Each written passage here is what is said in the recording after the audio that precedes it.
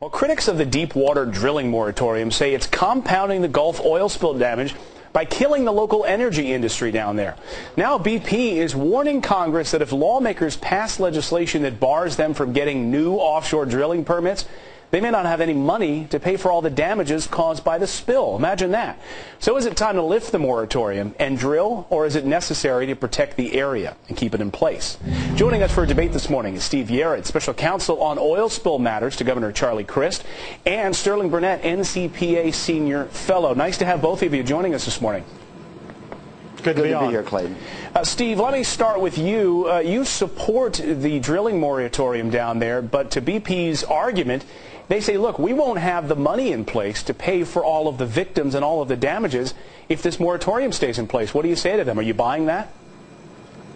No, I'm not. Actually, BP's a very well-moneyed international conglomerate.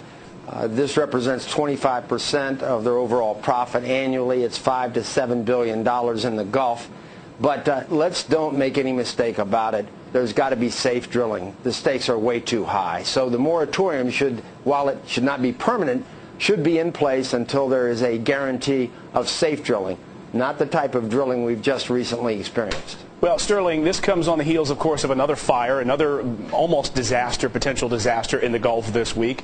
And following that story, do we need, to Steve's point, to have a safe moratorium in place and go forward with stricter rules for Gulf drilling? Clayton, we've got 14,000 wells operating around the world today. They spill, over the past 20 years, they spill 1/1000th of 1% of all the oil they produced into the waters.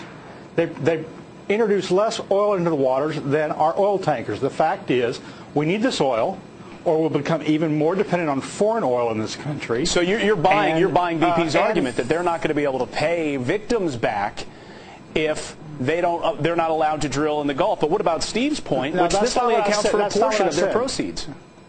I didn't say that. I said America needs the oil. I don't know BP's particular situation and whether they need new revenues from new production. Their old production is not being shut down to pay off their legal obligations. But regardless of BP, we need to be drilling for oil. We need not to have a moratorium. We're already, as bad as unemployment is, it went up 0.1% yesterday.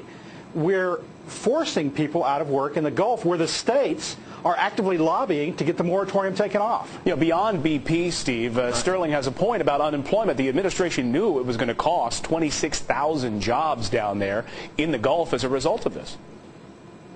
Reform is always difficult, but let's be real direct. This is not about worldwide dependency on oil. We all know we've done that far too long to far too great an extent. The point is, in the Gulf of Mexico, one of the coastal states where I love and live, Florida, has been adversely affected in a generational way. So to that particular point, Sterling is totally wrong.